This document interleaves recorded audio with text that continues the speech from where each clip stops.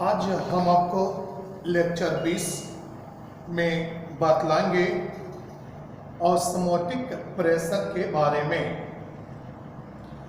फिलहाल हमने आपको लेक्चर 19 में बतलाया था,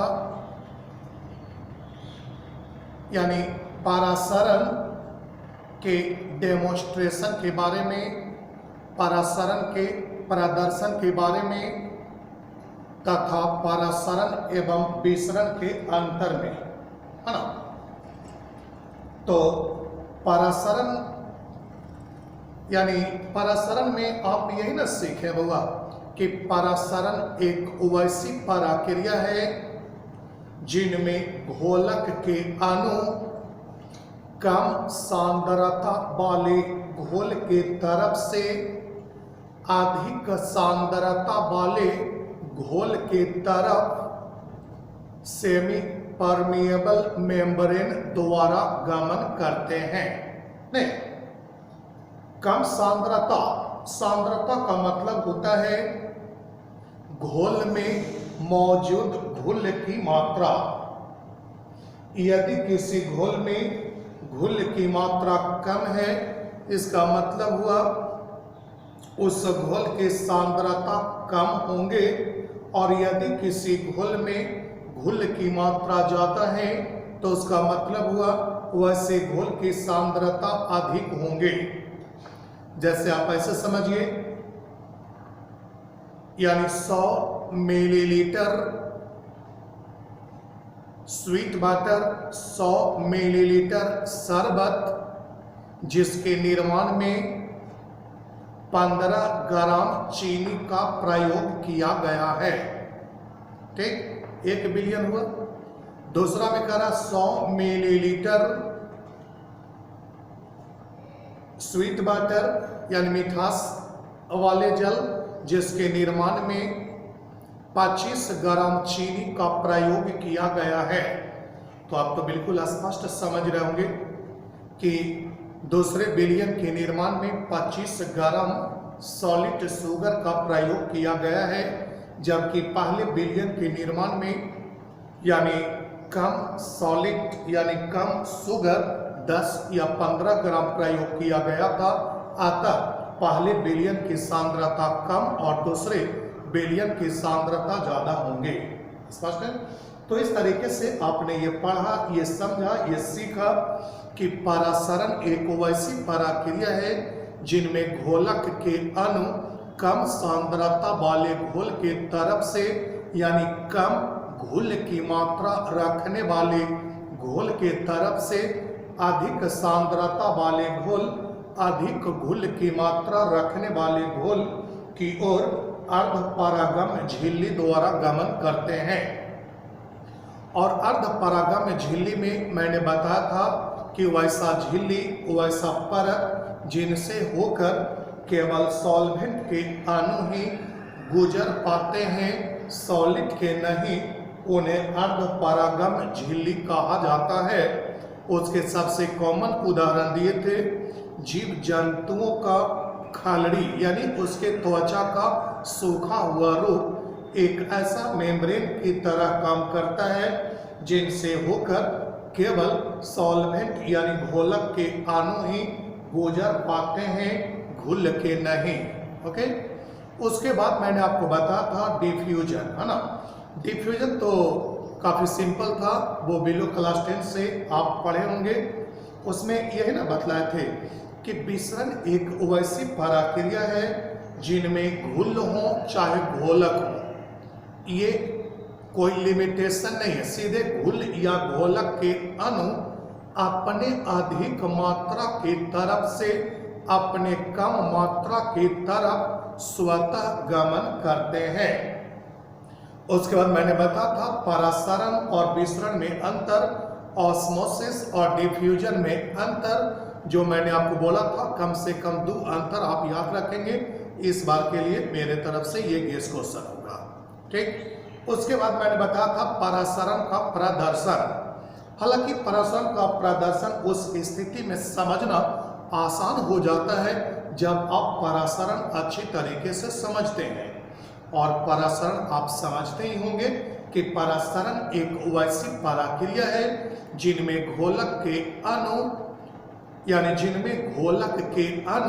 कम सांद्रता वाले घोल के तरफ से अधिक सांद्रता वाले घोल के तरफ एसपीएम द्वारा गमन करते हैं।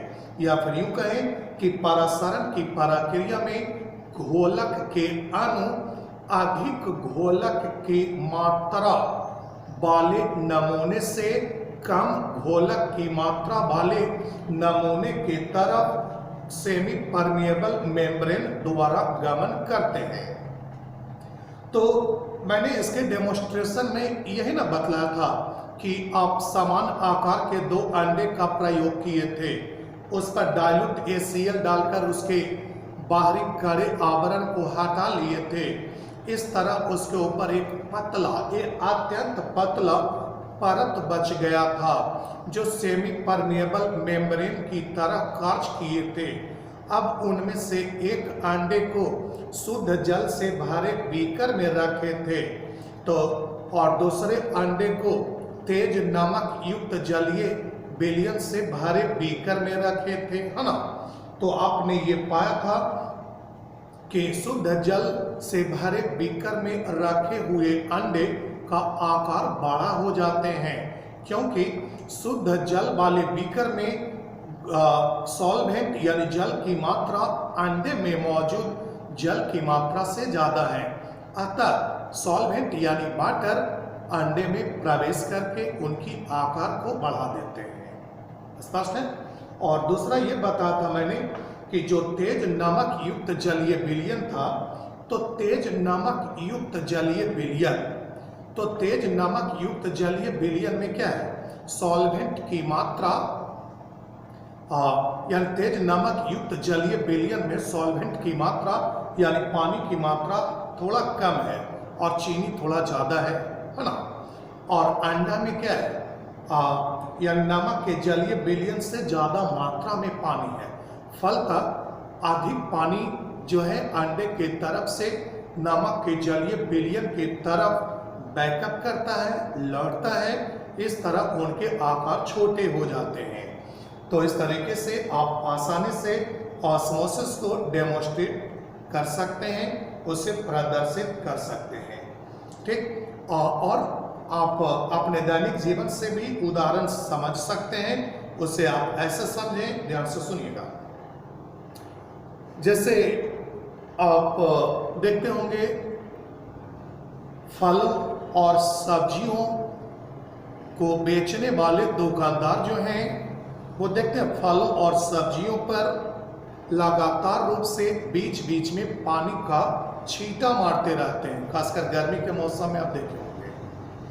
तो उसका वही ना कारण है कि गर्मी के मौसम में हीट के प्रभाव के कारण फल और सब्जियां सिकुड़ने लगते हैं, उनकी ताजगी समाप्त होने लगते हैं। फलतः उस पर प्रेशर से जब सब्जी विक्रेता मारते हैं, तो अब जल मार रहे हैं तो प्योर सॉल्वेंट ना हुआ केवल, तो ये जो सॉल्वेंट है यानी इधर ज़्यादा सॉल्वेंट है और फल और सब्जी में जो पानी था वो वही ना पानी है, और थोड़ा बहुत तो गर्मी के कारण बाहर बाष्पीकृत भी हुआ था। तो पानी का तेज छींटा मारेंगे तो उसमें पानी प्रवेश करेगा जो उनकी ताजगी को रिटर्न कर देगा, उनकी फ्रेशनेस को कायम रखेगा, है ना। इसी तरीके से आप देखे होंगे, ध्यान से सुनेंगे, आप देखे होंगे जब अचार, आम का अचार वगैरह बनाया जाता है तो देखते हैं आम का टुकड़ा करके यानी क्या करते हैं कि आम का छोटा छोटा टुकड़ा करके उसमें तेज नमक डाल करके उसे धूप में रख देते हैं, है ना जी। तो बाहर तेज नमक है और आम के छोटे छोटे टुकड़ों में पानी भी है, तो आम के टुकड़ों में पानी यानी सॉल्वेंट की मात्रा ज़्यादा है और बाहर तो नमक है। तो आम के टुकड़े से सॉल्वेंट यानी पानी बाहर निकल गया, है ना, और धूप में रखे तो वो पानी जो है बाष्प बनकर उड़ गया। इस तरीके से इस पराक्रम द्वारा बने जो आचार हैं उसमें नमी कम रहने के कारण वो अच्छे लंबे समय तक टिकने योग्य बन जाता है ना। उसी तरीके से आप समझ सकते हैं। देखते हैं जब आप मीट मुर्गा बनाते होंगे तो देखते हैं बनाने के दौरान आप उसको बर्तन में रखें, मीट मुर्गे को टुकड़े को रखें तो देखते हैं लगता है कि भर कढ़ाई रखा हुआ है। उसके बाद कुछ समय बाद उस पर आप नमक डालते हैं तो बाहर हो गया नमक ज़्यादा, और मीट के टुकड़ों में तो पानी भी है, तो वो पानी जो उसमें ज़्यादा मात्रा में है वो पानी उस कढ़ाई में नमक के प्रभाव के कारण आ जाता है, और हम उसे पकाने के दौरान गर्म करते हैं तब वो पानी वाष्पीकृत हो जाता है। नहीं, इसी तरीके से आप देखे होंगे साग, जब साग बनते देखे होंगे अपने घर में, चाहे वो स्पाइनेच का या पालक का साग हो या रेड साग हो, कुछ भी हो, तो देखते हैं जब साग बनाते हुए देखे होंगे अपने पेरेंट्स द्वारा, अपने मदर्स के द्वारा, तो देखते हो भर कढ़ाई साग का पत्ता भरा हुआ है।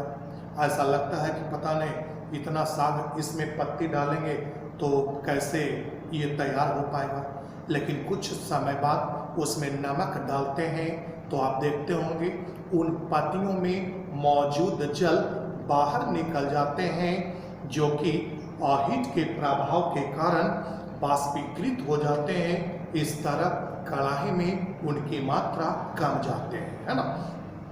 तो बहुत सारे दैनिक जीवन से आप एग्जाम्पल समझ सकते हैं जो कि जिसमें कि ऑस्मोसिस पराक्रम का अवलोकन होता है।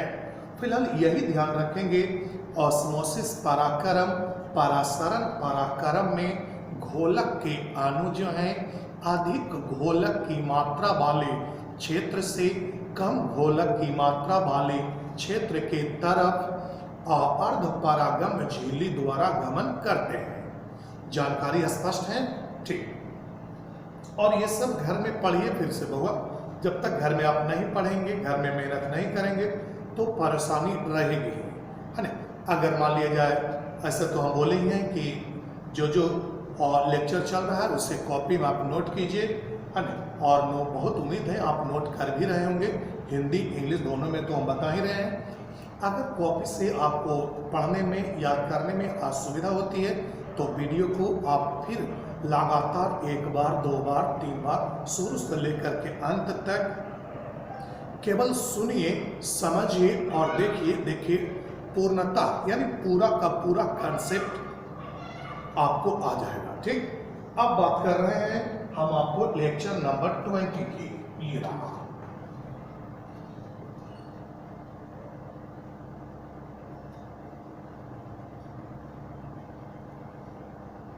Lecture 20, okay. और इसमें मैं बता रहा हूं टॉपिक का नाम है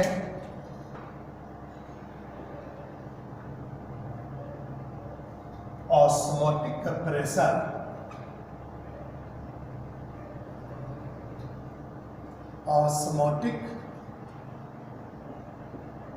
osmotic pressure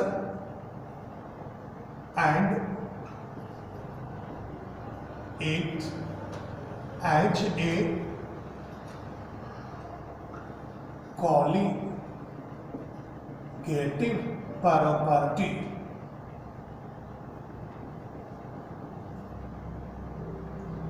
Osmotic pressure and it as a colligative property. इसका हिंदी हो गया पारासारण दाब एवं, इसका हिंदी हो गया पारासारण दाब एवं यह एक अनुसंक गुण के रूप में, पारासारण दाब एवं यह एक अनुसंख्य गुण के रूप में, पारासारण दाब एवं यह एक अनुसंख्य गुण के रूप में। मतलब ये 2 टॉपिक आज हम कवर करेंगे, आपको बतलाएंगे। तो पहले तो ये कि ऑस्मोटिक प्रेशर है क्या, तब ना फिर बतलाएंगे कि आखिर ये कॉलिगेटिव प्रॉपर्टी कैसे है। तो फिलहाल मैं डील कर रहा हूं ऑस्मोटिक प्रेशर पे। ऑस्मोटिक प्रेशर, पारासारण दाब, ये इम्पोर्टेंट है यानी VVI है ना। एग्जाम से मतलब है अगले साल के एग्जाम के लिए ये भी गेस क्वेश्चन है, केवल 2 नंबर के लिए केवल डिफिनेशन मांगा जाएगा है ना, वो अलग से हम आपको क्वेश्चन भी करके देंगे। फिलहाल ऑस्मोटिक प्रेशर क्या है इसके बारे में हम आपको जानकारी दे रहे हैं, तो इसमें ये का डायग्राम भी बता करके हम आपको समझा देंगे। फिलहाल ये है during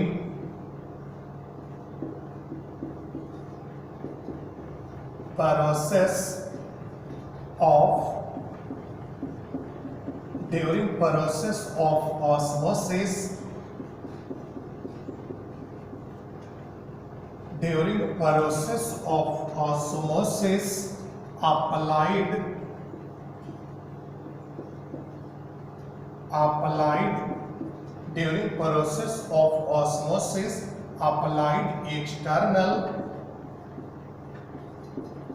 pressure on solution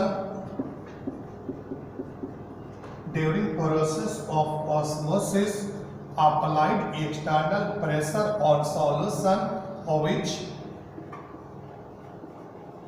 prevent further flow of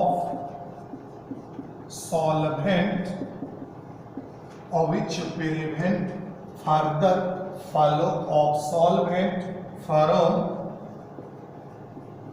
pure solvent side to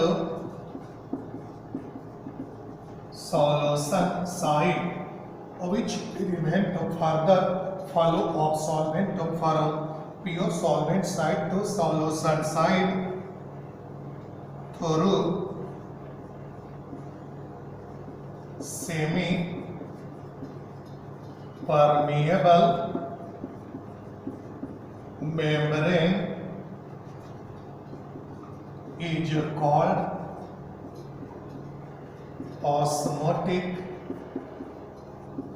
pressure। osmotic pressure आरक्षण करके ये भी लिख देना है, it is denoted by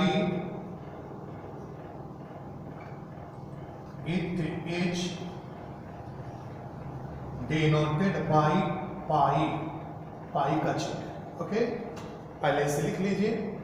इसमें यही लिखा during process of osmosis applied external pressure on solution which prevent further flow of solvent from pure solvent side to solution side through SPM S.P.M is called osmotic pressure। आरक्षण करके लिखो it is denoted by पाई। ठीक, जिनको हिंदी लिखना है हिंदी जरूर लिखिए, बाकी डायग्राम से हम आपको स्पष्ट करते हैं, दिक्कत नहीं होगा क्योंकि ऑस्मोसिस आपको बहुत अच्छी तरीके से समझा हुआ है। इसका हिंदी लिख लीजिए, जिन्हें हिंदी लिखना है हिंदी लिख लीजिए। देखिए, परासरण की पराक्रिया में घोल पर डाले गए बाहरी दाब, परासरण की पराक्रिया में घोल पर डाले गए बाहरी दाब, परासरण की पराक्रिया में घोल पर डाले गए बाहरी दाब जो घोलक के और अणुओं को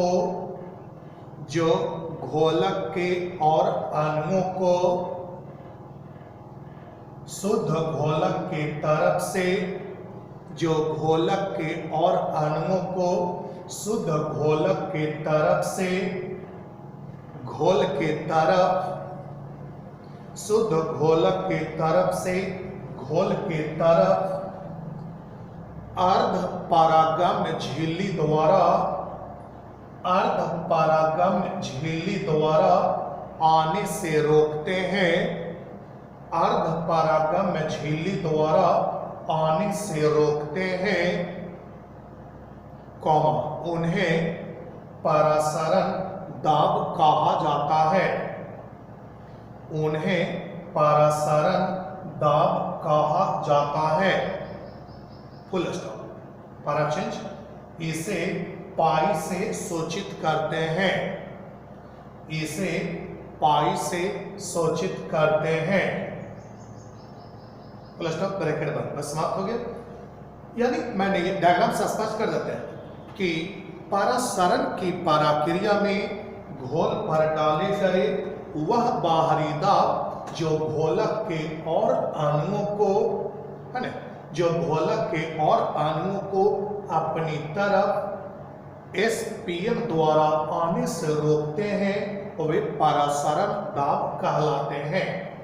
it is denoted by pi, इसे पाई से सूचित करते हैं। ठीक, तो एग्जाम में आपको इतना ही लिखना है। अगर आपको लगता है कि क्या सर हम डायग्राम भी बना सकते हैं, तो अगर आप डायग्राम बनाने में कंफर्टेबल है तो जरूर बनाइए, और वैसे अगर नहीं बनाने का मूड है तो केवल इतना ही भी बना लिखेंगे तब भी 2 नंबर के लिए सफिशिएंट होगा। लेकिन ऐसे हम तो कहेंगे अगर आपके पास टैलेंट है तो डायग्राम बनाने में क्या परेशानी है, जरूर बनाइए। देखिए इसे डायग्राम से शो कर दे रहा, यानी कल तक आप पढ़े थे ना हुआ कि यानी चपटी पेंदी वाला परख नली वाला में एक ऑब्जर्वेशन बतलाए थे, जिसमें ये था कि घोलक के अणु जो हैं शुद्ध घोलक के तरफ से चपटी पेंदी वाले परख नली की ओर आ रहे थे। तो वही करें कि अगर उस समय चपटी पेंदी वाले परख नली पर बाहर से आप कुछ दाब डाल देते हैं तो आप पाते हैं कि घोलक के अणुओं का इसमें एंट्री बंद हो जाता है ना, इसमें प्रवेश बंद हो जाता है। तो इस समय बाहर से डाला गया दाब ही परासरण दाब को सूचित करता है, बतलाता है। देखिएगा ध्यान से कैसे बनाना, वही आप चपटी पेंदी वाले जो एक्सपेरिमेंट बताए थे जस्ट वही डायग्राम आपको बना दिए हैं, देखेंगे स्पष्ट होगा।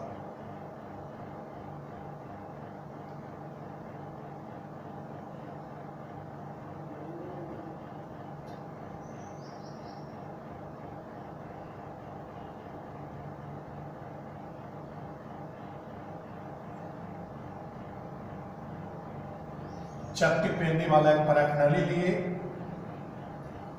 इनके निचली सतह से अर्ध परागम झिल्ली लगा दिए।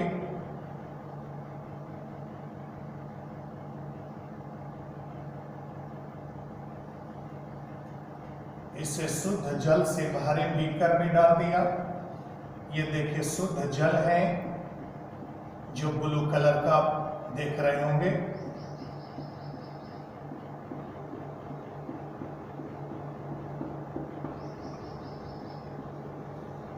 और इसमें जो है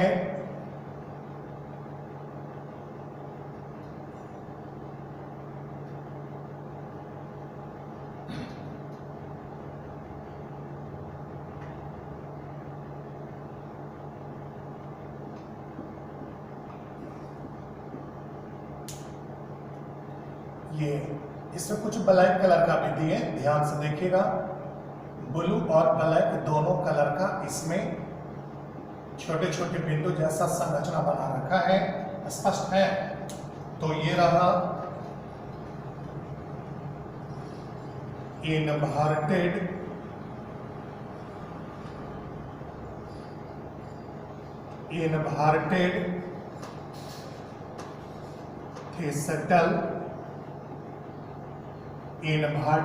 थिस्टल फनेल, और ये है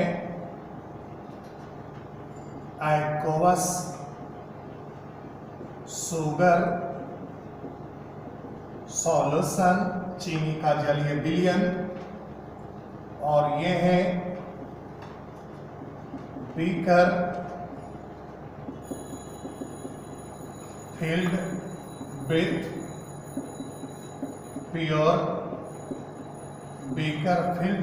pure water, और ये है सेमी परमिएबल मेम्ब्रेन। केवल एसपीएम लिखिए और ज्यादा कुछ नहीं लिखना, क्योंकि डिफिनेशन में तो आप पूरा लिखिए दिए सेमी परमिएबल मेम्ब्रेन। अब रहा ये देखिए घोलक के अणु एंट्री कर रहे थे और इसमें आपने बाहर से दाब डाला है। ये देखिए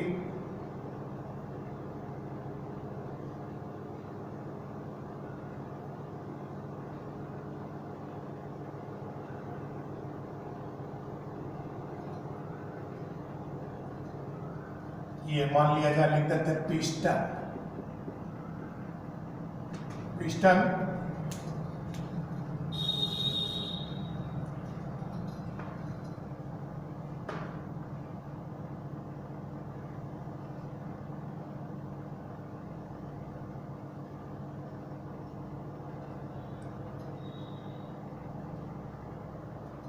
यही हो गया applied external pressure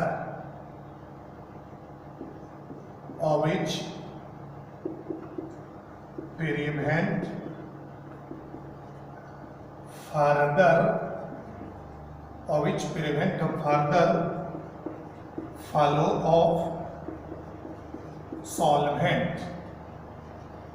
Applied external pressure which prevent further flow of solvent into solution या towards solution through semi-permeable membrane is called osmotic pressure. Okay? और इसमें कर देंगे,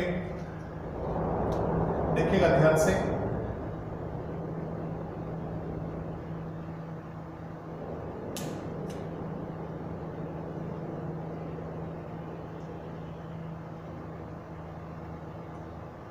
इसमें कर दिया STOP।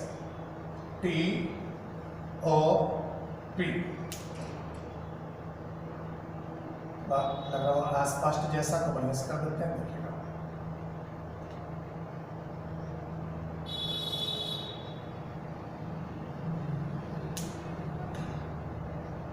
ये है STOP।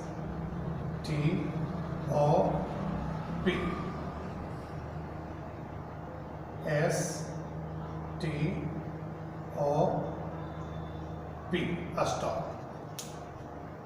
देखेंगे ध्यान से देखिए होगा, यानी मैंने ये कहा शुद्ध जल से भरे बीकर हैं और ये चपटी पेंदी वाले परख नली है जिसमें चीनी का जलीय घोल भरा हुआ है। तो आप जानते हैं कि परासरण की प्रक्रिया में, एक क्लास मैंने पहले आपको बता रखा कि परासरण की प्रक्रिया में घोलक के अणु ज्यादा घोलक की मात्रा यानी शुद्ध घोलक के तरफ से घोल के तरफ अर्धपरागम झिल्ली द्वारा गमन करते हैं। तो ये गमन करने लगा, जब ये गमन करने लगा होगा तो ये बिलियन में क्या होगा, हाइट बढ़ने लगा होगा नहीं। तो इसकी हाइट को बढ़ने से बचाने के लिए हमने इसमें एक पिस्टन लगा करके इस पर बाहर से दाब डाला। तो डाला गया वह दाब जो घोलक के और अणुओं को शुद्ध घोलक के तरफ से घोल के तरफ अर्धपरागम झिल्ली द्वारा आने से रोका, वही परासरण दाब कहलाए। तो हम ये करें कि अगर एग्जाम में आया परासरण दाब को परिभाषित करें तो आपको वो डेफिनेशन ना लिख करके केवल ये डायग्राम बना दीजिएगा। तो डेफिनेशन का डेफिनेशन भी हो गया और ये डायग्राम भी हो गया। यानी आप केवल डेफिनेशन दीजिए या डेफिनेशन अलग से ना दे करके आप ये डायग्राम के साथ ये डेफिनेशन दीजिए, नंबर उतना ही मिलेंगे। आप चाहें तो दोनों भी लिख सकते हैं। तो इसका हिंदी जो हिंदी लिखेंगे वो लिख लेंगे। ये तो पिस्टन है, हालांकि ये फ्रिक्शन लेस है, मतलब घर्षण रहित है, उससे मतलब नहीं। इसका हिंदी हो गया पिस्टन और इसका हिंदी हो गया चपटी पेंदी वाले परख नली। इसका हिंदी हो गया चपटी पेंदी वाले परख नली। इसका हिंदी हो गया चीनी युक्त जलीय विलयन। इसका हिंदी हो गया चीनी युक्त जलीय विलयन। और इसका हिंदी हो गया शुद्ध जल से भरे बीकर। शुद्ध जल से भरे बीकर। और इसका हिंदी हो गया अर्ध परागम झिल्ली। अर्ध परागम झिल्ली। ठीक। और इसका हिंदी हो गया देखिए डाले गए बाहरी दाब। इसका हिंदी डाले गए बाहरी दाब जो घोलक के और अणुओं को, इसका हिंदी बोल रहे हुआ डाले गए बाहरी दाब जो घोलक के और अणुओं को घोल के तरफ, डाले गए बाहरी दाब जो घोलक के और अणुओं को घोल के तरफ S.P.M द्वारा आने से रोकते हैं। SPM द्वारा आने से रोकते हैं, परासरण दाब कहलाते हैं। डाले गए बाहरी दाब जो घोलक के और अणुओं को घोल के तरफ SPM द्वारा आने से रोकते हैं, परासरण दाब कहलाते हैं। लिख लिए, बस समाप्त हो गया। अरे ये जो जल था ये अंदर की ओर प्रवेश करने लगा हुआ। जब अंदर की ओर प्रवेश करने लगा तो यानी ये सॉल्यूशन जो था उसका धीरे धीरे लेवल बढ़ेगा ना। तब वो लेवल ना बढ़े, है ना, लेवल ना बढ़े, ये कांस्टेंट रह जाए, तो उसके लिए हमने बाहर से कुछ दाब डाला। हालांकि इतना ही दाब डाला कि सॉल्वेंट के अणु अंदर ना जा सके। अगर ज्यादा दाब डालेगा तो सॉल्वेंट के अणु घोल से निकल करके अपनी बीकर में ना आ जाएगा। तो दाब उतना ही डालना है जो कि घोलक के अणुओं को बीकर के तरफ से चीनी के घोल के तरफ आने से रोक दे, प्रिवेंट कर दे। कभी कभी आपको लगता होगा कि सर ये कितना हाइट तक ये लिक्विड यानी कितना हाइट तक ये सॉल्यूशन पहुंचा होगा। तो हालांकि उस हाइट से मतलब नहीं है, लेकिन अगर वैसे जानना चाहते हैं तो ये पाई यानी जो ऑस्मोटिक प्रेशर उत्पन्न किया ये सॉल्यूशन, तब वो था पाई बराबर H गुने D और गुने G। वो सबसे मतलब नहीं है, ये फिलहाल कांस्टेंट लेवल है ना। तो यही हो गया ऑस्मोटिक प्रेशर, ये हाइट है।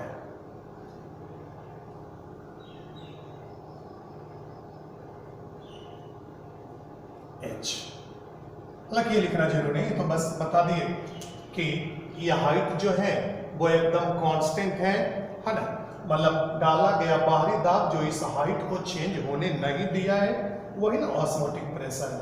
ऐसे ही नहीं भी लिख सकते हैं, H लिखना जरूरी नहीं है। वो तो ऐसे बोल रहे हैं कि हाँ पाई बराबर यानी बिलियन पर बिलियन द्वारा उत्पन्न ऑस्मोटिक प्रेशर बराबर H गुने D और गुने G होता है, जहाँ H ये हाइट होता है, D जो है सॉल्यूशन का डेंसिटी होता है, और G जो है एक्सेलरेशन ड्यू टू ग्रेविटी होता है ना। तो ऐसे ही अलग से बता देते हैं आउट करके, ये इसमें शामिल नहीं होगा, ऐसे आउट करके बता दे रहा है। आउट मतलब ये एग्जाम के लिए नहीं, ऐसे सीखने के लिए है। कहेंगे here developed osmotic pressure pi बराबर H गुने D गुने G। हेयर पाई तो लिखा हुआ है, H बराबर depth of solution from free surface. Depth of solution from free surface. D बराबर डेंसिटी ऑफ सॉल्यूशन। G बराबर एक्सेलरेशन, ये तो जानते हैं हम, acceleration due to gravity, acceleration due to gravity, यानी इसका जरूरत नहीं है, ये है ओनली COMP, ओनली COMP, वो भी ऑब्जेक्टिव के लिए, ये एग्जाम में लिखने के लिए नहीं है। ओके, आउट है। तो फिलहाल केवल मैंने आपको बताया ऑस्मोटिक प्रेशर क्या है, जो ये ऑस्मोटिक प्रेशर जो उत्पन्न हुआ यहाँ पर जब पिस्टन पर आपने दाब डाला, तो जो दाब डाले वही दाब ऑस्मोटिक प्रेशर है, जिसका मान H गुने D गुने G के बराबर है। H यहाँ से लेकर के यहाँ तक का हाइट है, यानी फ्री सरफेस से सॉल्यूशन का डेप्थ है, गहराई है, ऊंचाई है।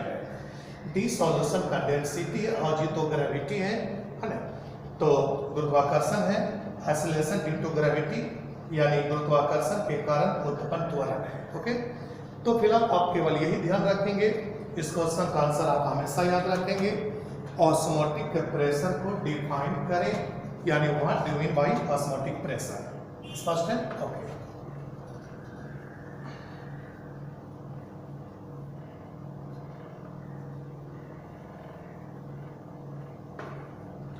अब हम आपको बता रहे हैं कि ऑस्मोटिक प्रेशर का डेमोस्ट्रेशन।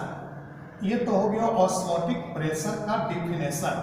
हालांकि डेमोस्ट्रेशन में भी इसे आप बना सकते हैं, लेकिन बात यह है कि अगर डेमोस्ट्रेशन में भी हम आपको यही बताएं तो यानी इंटेलिजेंस में कोई वृद्धि नहीं होगी, क्योंकि ये तो आप समझ ही गए हैं।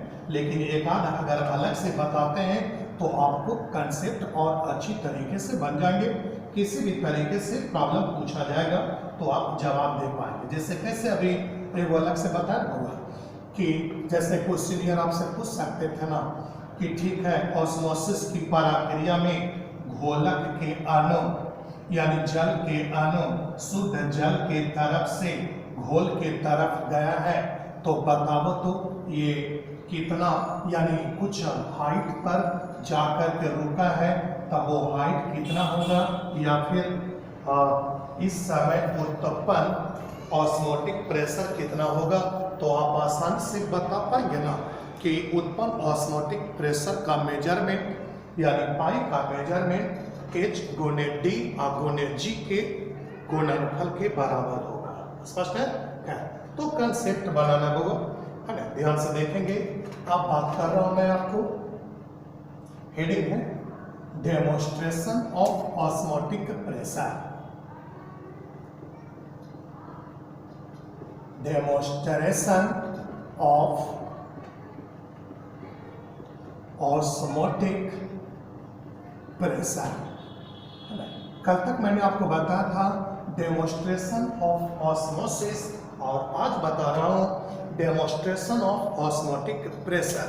इसका हिंदी हो गया परासरण दाब का प्रदर्शन। परासरण दाब का प्रदर्शन, परासरण दाब को दिखाना, परासरण दाब को समझाना कि ये भी सचमुच में एक दाब है, उसके बारे में जानकारी दे रहे हैं। तो इसका हिंदी हो गया परासरण दाब का प्रदर्शन। ठीक, तो ये रहा, कहेंगे for demonstrating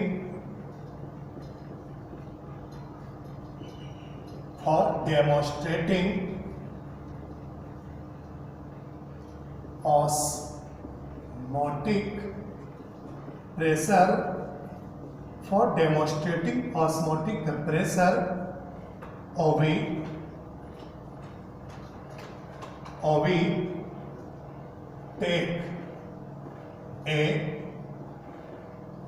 we take a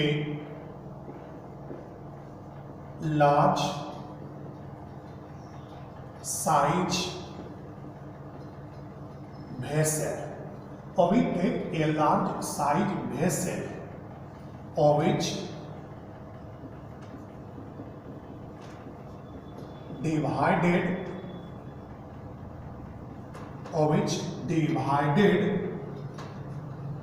into to compartment, of which divided into two compartments by a semi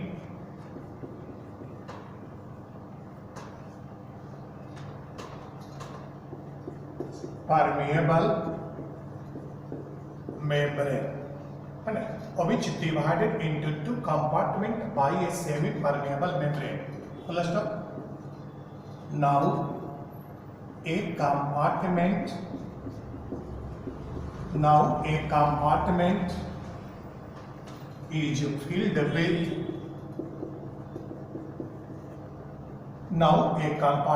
is filled with pure water, water के ब्रैकेट में solvent. Now a compartment is filled with pure water and other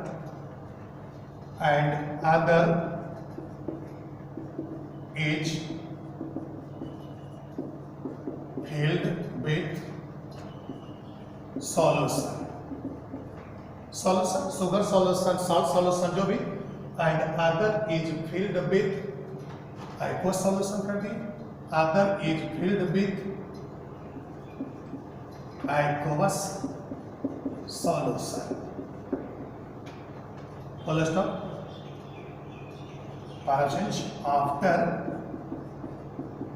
it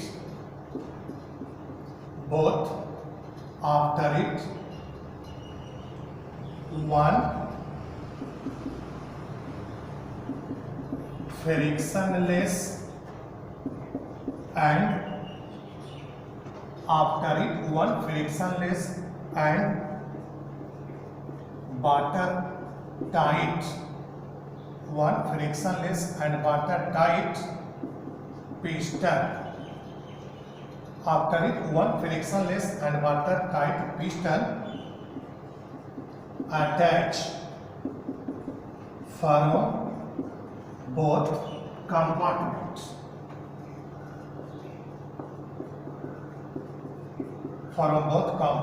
Full stop. After sometimes, कुछ समय के बाद, after sometimes OB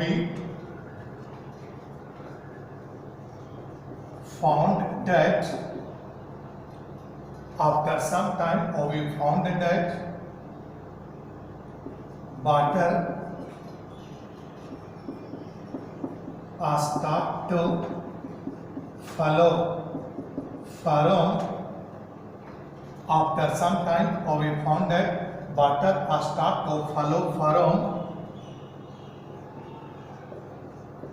pure water, that is solvent, side to solution, start to follow from pure solvent side to solution side.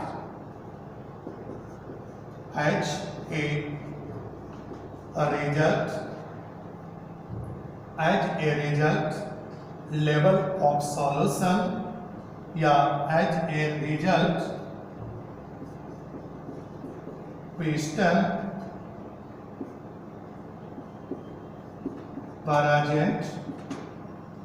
as a result piston present towards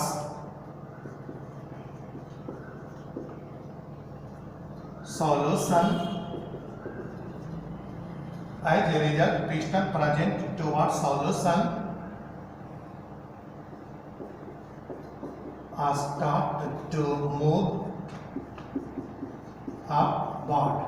Full stop. इस समय यानी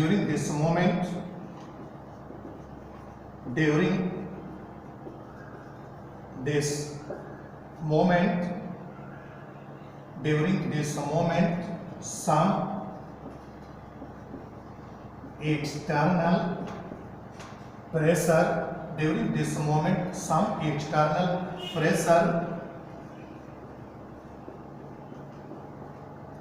is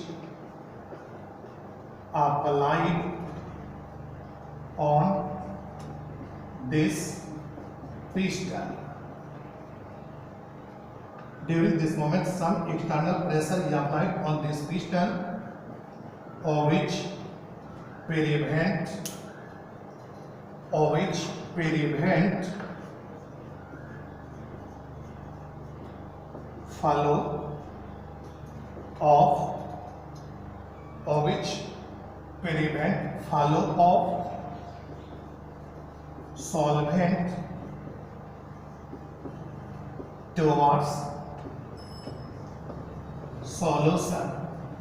prevent flow of solvent towards solution, through SPM, है ना, which यानी some external pressure is applied on this piston which prevent flow of solvent towards solution through SPM. Full stop. Here applied pressure,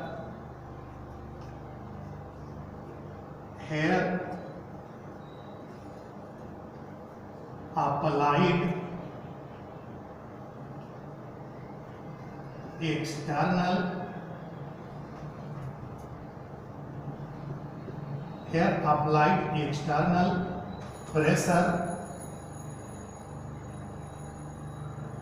नहीं हटेगा, छोड़िए, अलग से कर देते, मिटा देते हैं, उसके बाद कर देते हैं। सोचिए इतना आ जाए, लेकिन नहीं आ पा रहा। यहां पर छोड़ देते हैं।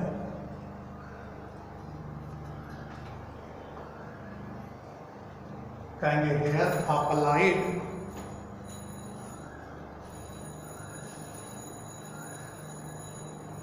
यहां से लिखते हैं हेयर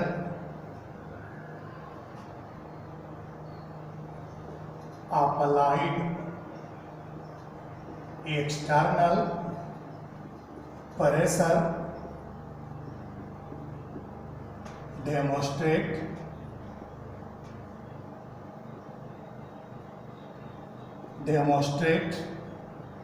osmotic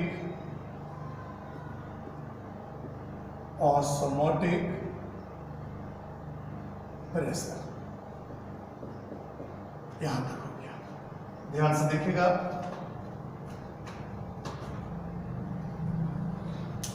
हमें लगा इतना मत पाएगा, लेकिन नहीं हट पाया, थोड़ा सा स्पेस कम रखते थोड़ा जाता। चलिए कोई बात नहीं। हेडिंग का तो मैंने पहले ही हिंदी कर रखा था, पारासरण दाब का प्रदर्शन, है ना, पारासरण दाब का प्रदर्शन।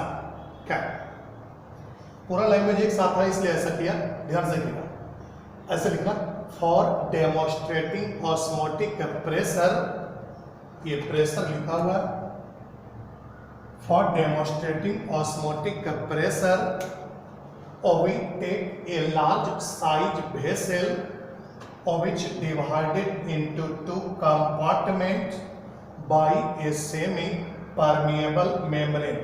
Full stop. Now a compartment is filled with pure water (bracket में solvent) and other is filled with aqueous solution. पाराचन करके लिखा हो। After it, one frictionless and watertight piston attached from both compartments. Full stop. After some time, we found that water started to flow from pure water, that is solvent side, to solution side. As a result, piston present towards solution started to move upward. During this moment, some external pressure is applied on this piston, which prevent flow of solvent towards solution through SPM. Full stop. Here applied external pressure demonstrate osmotic pressure. Full stop. इसे हम diagram से बता दे रहे हैं। ये जो है ना, ये केवल समझने के लिए है, एग्जाम में लिखने के लिए नहीं। ओनली फॉर अंडरस्टैंडिंग, ये केवल समझने के लिए है।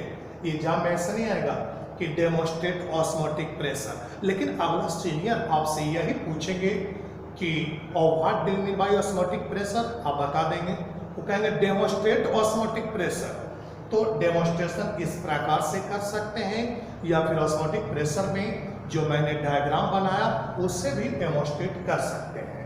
ठीक, इससे थोड़ा ज़्यादा आप कंफर्टेबल हो जाएंगे, कंसेप्ट ज़्यादा होगा।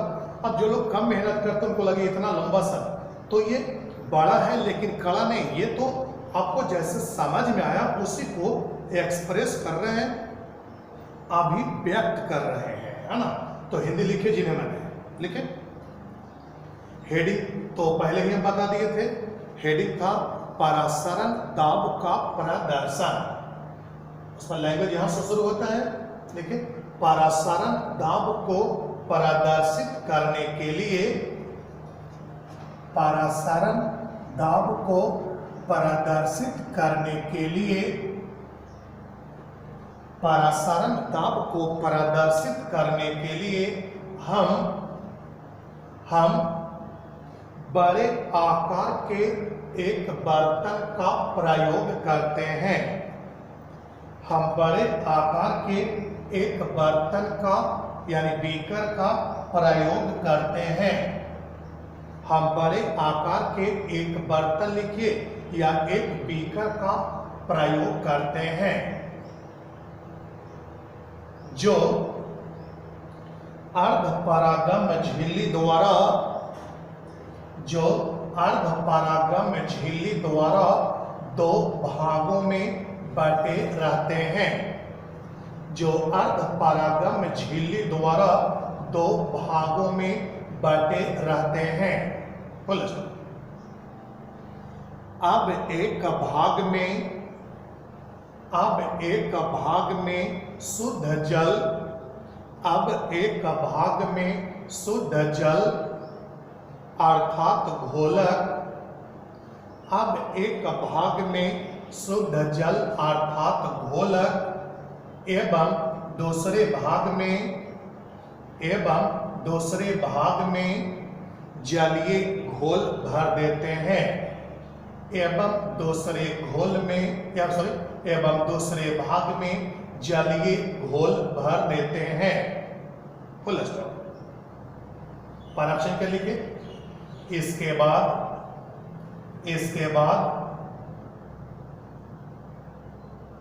दोनों भागों में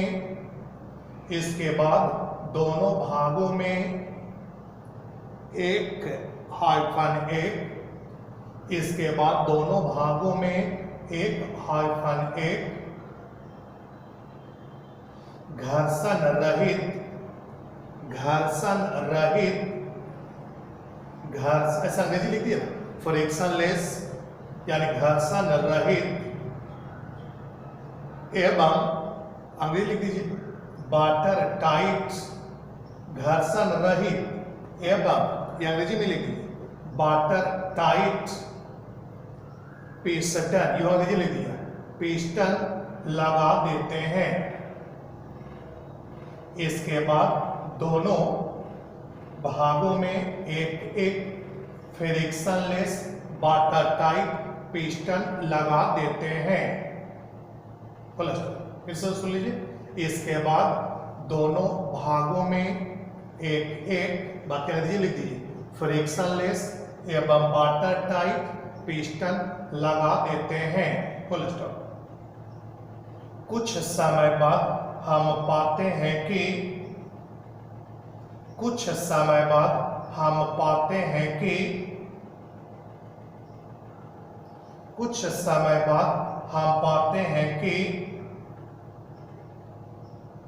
जल के अणु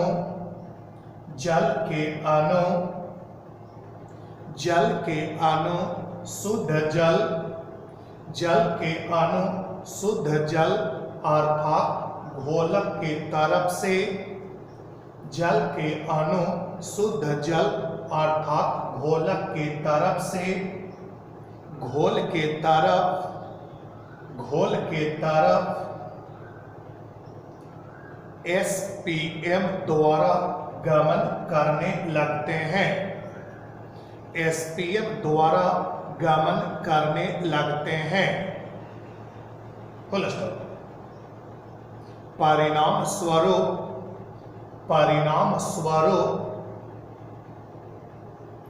घोल के तरफ, परिणाम स्वरूप घोल के तरफ लगे पिस्टन, परिणाम स्वरूप घोल के तरफ लगे पिस्टन ऊपर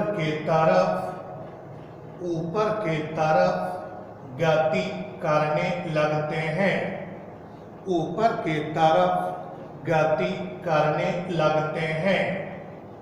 फुल स्टॉप। इसे ऊपर के तरफ गति करने से, इसे ऊपर की तरफ गति करने से रोकने के लिए, इसे ऊपर की तरफ गति करने से रोकने के लिए इन पर बाहर से कुछ दाब डाले जाते हैं, इन पर बाहर से कुछ दाब डाले जाते हैं। Full stop. डाले गए यह बाहरी दाब, डाले गए यह बाहरी दाब, डाले गए यह बाहरी दाब जो घोलक के और अणुओं को, जो घोलक के और अणुओं को घोल के तरफ आने से रोकते हैं, घोल के तरफ आने से रोकते हैं, अर्थात पिस्टन को ऊपर के तरफ, अर्थात पिस्टन को ऊपर के तरफ गति करने से रोकते हैं, पिस्टन को ऊपर की तरफ गति करने से रोकते हैं, परासरण दाब कहलाते हैं, परासरण दाब को प्रदर्शित करते हैं, परासरण दाब को प्रदर्शित करते हैं, परासरण दाब को प्रदर्शित करते हैं। Full stop. ब्रैकेट बंद। लिख लीजिए सब फास्ट।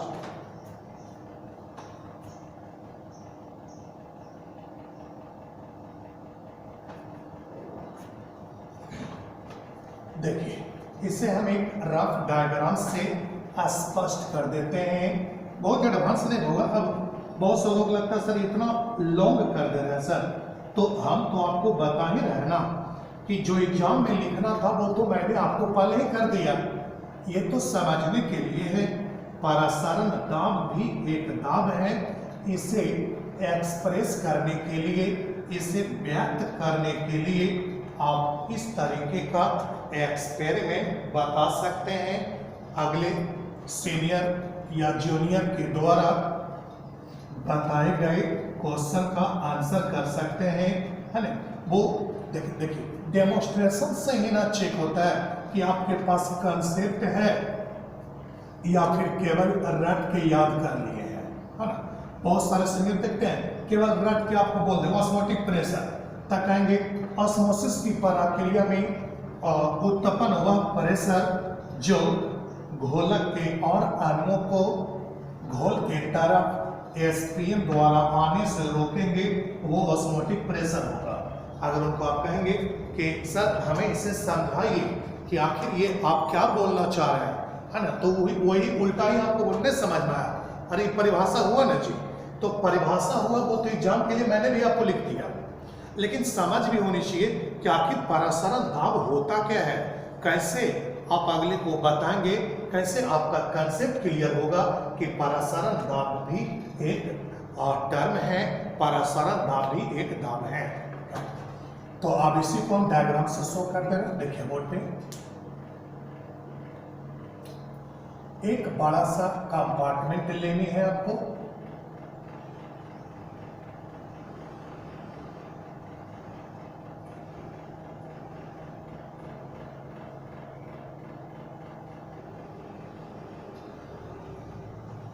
एक बड़ा सा कंपार्टमेंट लिए, इस कंपार्टमेंट को सेमी परमिएबल मेम्ब्रेन की मदद से दो भागों में बांट लिए।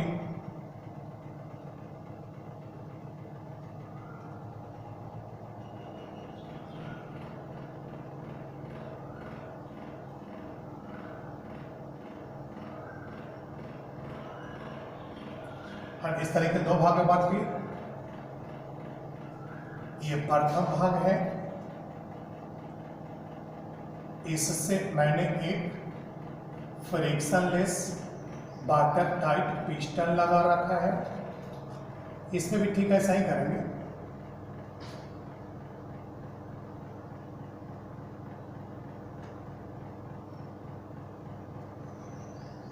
यही है, ये देखिए,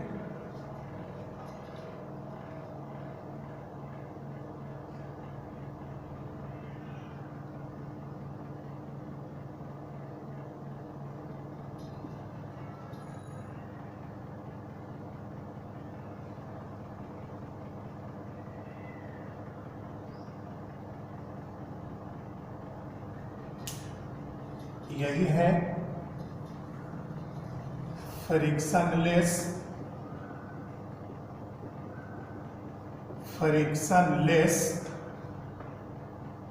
and water tight piston. Frictionless and water tight piston, और एक में भर दिया प्योर सॉल्वेंट।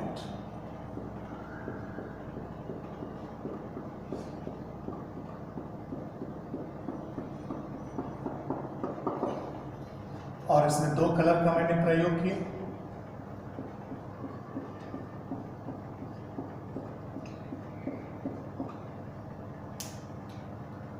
इसमें ब्लैक कलर का भी प्रयोग करना, तब लगे कि सॉल्यूशन है।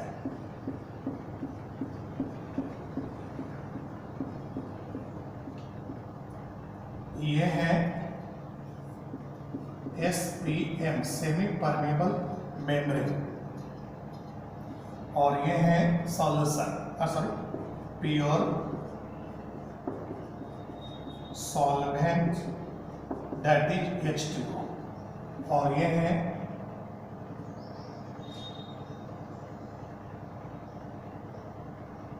यहां पर लिख देता हूं उसे, ये है एक्वस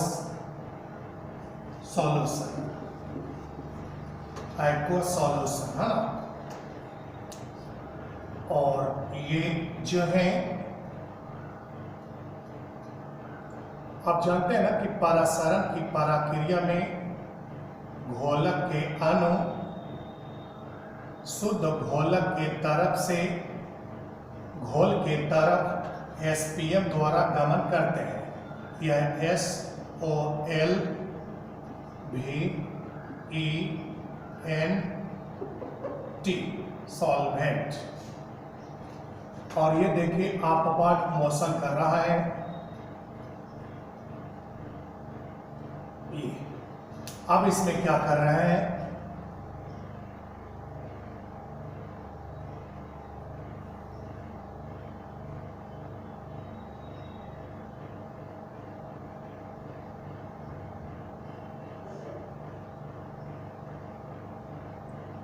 यही कर रहा है।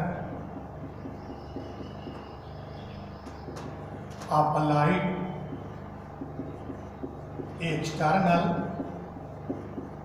Pressure which prevent applied external pressure which prevent upward motion of this piston demonstrate osmotic pressure, demonstrate osmotic pressure. और यही फिगर ये 33 करके लिखाएगा क्योंकि इसके पहले तो लैंग्वेज था और ये फिगर का नाम हो जाएगा, ऐसा तो हेडलाइन दिया हुआ था, कोई बात नहीं। देखें होगा कोई आपसे पूछा ऑस्मोटिक प्रेशर को डेमोन्स्ट्रेट कीजिए, ऑस्मोटिक प्रेशर भी एक टर्म है, उसे आप प्रदर्शित कीजिए, तो ऐसे ही बनाएंगे, बिल्कुल ऐसे। अभी लैंग्वेज में मैंने लिखा है कि एक बड़ा सा बर्तन लेकर के उसे दो भागों में एसपीएम द्वारा बांट लिए, दोनों भाग में एक एक फ्रिक्शनलेस वाटर टाइट पिस्टन लगा दिए। अब एक कंपार्टमेंट में शुद्ध जल भर दिया, दूसरे में विलियन भर दिया। कुछ समय बाद आपने पाया कि घोलक के अणु शुद्ध घोलक की तरफ से घोल के तरफ और यानी एसपीएम द्वारा गमन करने लगे। इस तरह पिस्टन का हाइट, ये जो पिस्टन है इसका हाइट ऊपर की ओर बढ़ने लगा। ये तो लेवल धीरे धीरे घटना शुरू हुआ होगा, लेकिन ये ऊपर की ओर बढ़ने लगा। इस समय है ना पिस्टन को ऊपर की तरफ गति करने से रोकने के लिए हमने बाहर से कुछ दाब डाल दिया, जो ये जो सॉल्वेंट था उसको इसकी तरफ आने से रोक लिया होगा, यानी पिस्टन को ऊपर बढ़ने से रोका होगा। वही डाला गया दाब परासरण दाब को प्रदर्शित करेंगे। इसका हिंदी हो गया शुद्ध घोलक अर्थात जल, शुद्ध घोलक अर्थात जल। ये हो गया एसपीएम का एसपीएम, ये है जलीय विलयन, ये है जलीय विलयन। और ये तो ऐसे ही हो गया घर्षण रहित, घर्षण रहित एवं वाटर टाइट को वाटर टाइट ही कर सकते हैं, यानी जो जल को इधर उधर मोशन नहीं करने देगा, तो इसको ऐसे ही रहने देंगे फ्रिक्शनलेस वाटर टाइट पिस्टन। और इसका मेन रूप से आपको हिंदी लिखना है, यहाँ पर इसका हिंदी हो गया डाले गए बाहरी दाब, डाले गए बाहरी दाब, डाले गए बाहरी दाब जो पिस्टन, अंग्रेजी में लिखते हैं पिस्टन, डाले गए बाहरी दाब जो पिस्टन को ऊपर की तरफ गति करने से रोकते हैं। डाले गए बाहरी दाब जो पिस्टन को ऊपर की तरफ गति करने से रोकते हैं। डाले गए बाहरी दाब जो पिस्टन को ऊपर की तरफ गति करने से रोकते हैं, कॉमा परासरण दाब को प्रदर्शित करते हैं, परासरण दाब को प्रदर्शित करते हैं, फुल स्टॉप। परासरण दाब को प्रदर्शित करते हैं, फुल स्टॉप। वहां पर ब्रैकेट बंद होगा। बस ये था ऑस्मोटिक प्रेशर क्या है, ऑस्मोटिक प्रेशर के डेमोन्स्ट्रेशन। बाकी इसके बाद टाइम देखिए कितना मिनट।